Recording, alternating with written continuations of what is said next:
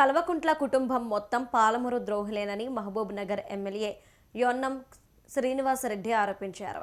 ఇక నిన్న మహబూబ్ నగర్లో జరిగిన కేటీఆర్ సభ అభివృద్ధిపై చర్చించేందుకు కాదని పాలమూరు ప్రజల జ్ఞాపక శక్తిని తక్కువ చేసి మాట్లాడేందుకని వ్యాఖ్యానించారు.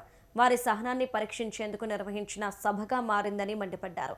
తెలిసి కొన్ని తెలియక కొన్ని రాసిచ్చిన మాటలను కేటీఆర్ మాట్లాడి వెళ్లడమే కాకుండా ప్రజలను మళ్లీ మభ్యపెట్టే ప్రయత్నం చేశారని ఆరోపించారు. అడవి మొలిచింది, పట్టించుకోలే. మేము పోయినాక మొత్తం క్లియర్ చేసి పిల్లలకు ప్లే గ్రౌండ్ చేయించినాం.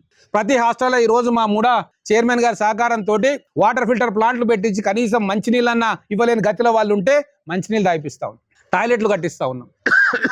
చిత్తశుద్ధితోటి కాంగ్రెస్ ప్రభుత్వం కానీ కాంగ్రెస్ నాయకులు కానీ పాలమూరు జిల్లా బాగు కోసం ప్రయత్నం చేస్తున్నారు. కేటీఆర్ కేసీఆర్ గజ దొంగలు లూటీ చేసుడు తెలంగాణను మళ్ళీ వచ్చి పాలమూరు ప్రజలకు ఏదో లెక్చర్ ఇచ్చే ప్రయత్నం చేస్తూ ఉన్నారు. దీన్ని పాలమూరు ప్రజలు నమ్మొద్దు, మోసపోయినాం. అంతిమంగా నేను ఒకటే చెప్పదలుచుకున్నా, మన బిడ్డ ఈరోజు ముఖ్యమంత్రి స్థానంలో కూర్చున్నాడు. లేకుంటే ఎవరికి ధైర్యం ఉంటుంది? ఎక్కడో ఉన్న IIITని తీసుకొచ్చి మన పాలమూరు గడ్డ మీద పెట్టడం ఎవరికి ధైర్యం ఉంటుంది? మన బిడ్డ కాబట్టి ధైర్యం ఉంటుంది. పాలమూరు రంగారెడ్డి నేను కంప్లీట్ చేస్తా, నాకు నిధులు ఇవ్వాలి అని చెప్పి బూతుపూర్ల సభ పెట్టించి మొత్తం మంత్రి మండలితోటి ఎమ్మెల్యేలతోటి అవును అనిపించుకున్న ధైర్యం దమ్ము ఎవరికి ఉంటుంది?